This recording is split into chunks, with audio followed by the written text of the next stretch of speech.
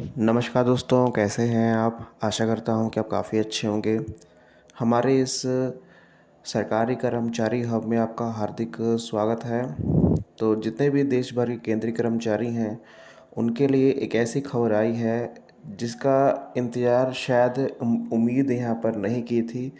वित्त मंत्रालय की तरफ से एक डेट अनाउंस हुई है और इस डेट को आपको 8वां वेतन आयोग मिलना चालू हो जाएगा। ये ऑफ़िशियल खबर है, कोई फेक नहीं है, कहीं से नहीं है। वित्त मंत्रालय ने सभी सेक्टर्स को रिपोर्ट भेजी है कि पिछली बार जैसा नहीं होना चाहिए, पिछली बार जितना लेट हुआ था वेतन आयोग में, नहीं होना चाहिए। इस बार इतने दिन में कर्मचारियों को वेतन देना है, ठीक है? इसके साथ 3 और महत्वपूर्ण ऑर्डर हैं, ठीक है? आपका एरियर पेंशन, आपके जो डीए है नहीं मिलने वाला है, इसके ऊपर भी खबर है। बहुत सी खबरें हैं, इसको पूरी वीडियो को पूरा देखिएगा। अगर चैनल पे आप नए हैं, चैनल को आप ज़रूर सब्सक्राइब कर दें। साथ में आप घंटी का निशान दबा दें ताकि आने वाले वीडियो की नोटिफिकेशन आपको मिल सके, उसका फ़ायदा सबसे पहले आप ले पाएँ। हमारा चैनल कोशिश करेगा कि जितने भी ऑर्डर्स हैं आपको पीडीएफ के रूप में लिंक में प्रोवाइड करवा दिया जाए।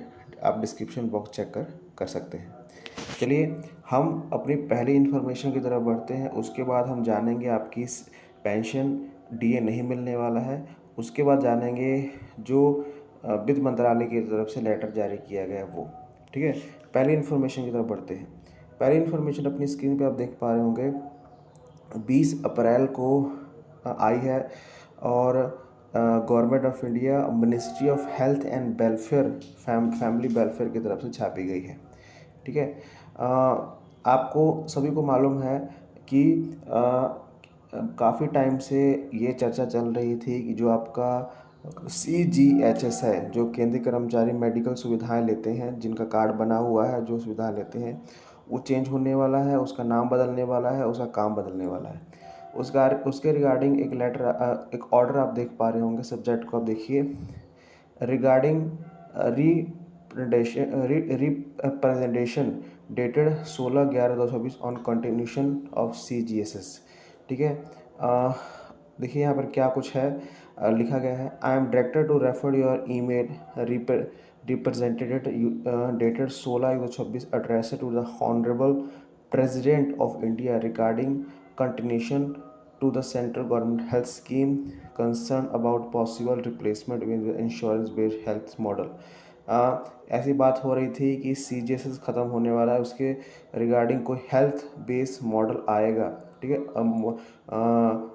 ये लेटर जो है प्रेसिडेंट को प्राप्त हुआ था, तो यहाँ पर डिसीजन लिया गया है कि no proposal is presently under the consideration, discontinue or replace with any insurance based model or not any decision been had crisis to commercial functioning। तो यह बताया गया कि कोई ऐसा प्रपोजल हमें नहीं मिला है जिसके तहत हम CGSS को ख़त्म करें और एक नया मॉडल तैयार करें। तो CGSS जो है कंटिन्यू चलता रहेगा।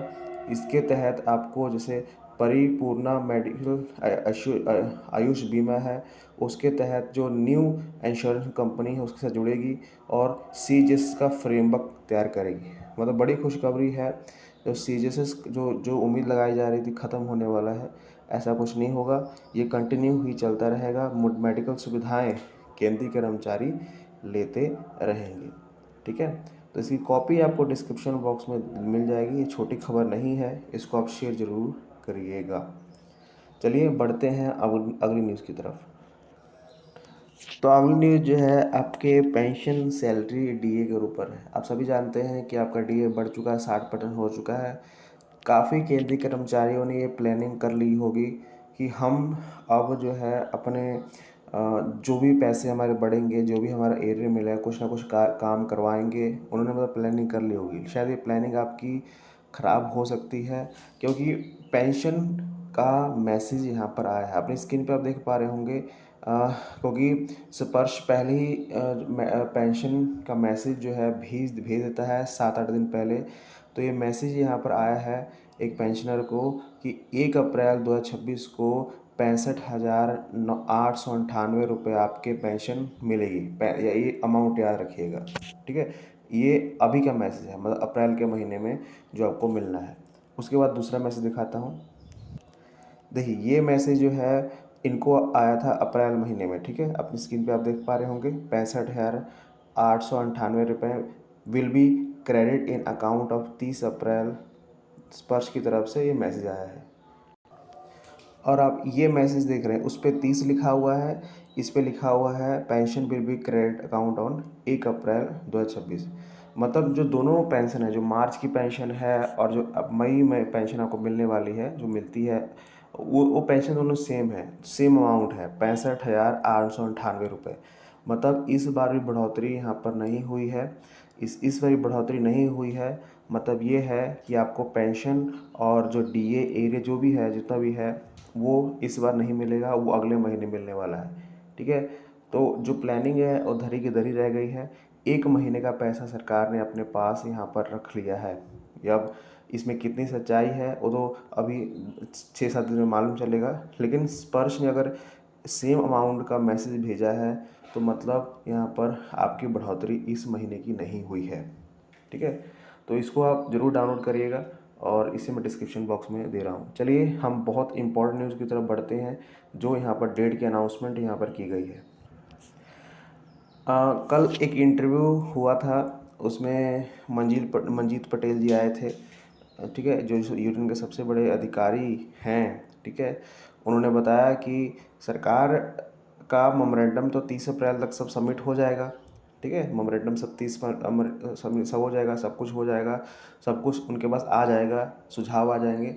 तो उसके बाद भी 18 महीने 15 महीने कैसे लग सकते हैं, ठीक है। ऐसा नहीं लग रहा है। सरकार प्लान कर रही है कि मई तक आपको सैलरी यहाँ पर दे दे, ऐसा उन्होंने कहा है, ठीक है। और जो 23 तारीख को मीटिंग होने वाली है उसमें भी ये बात रखी जाएगी।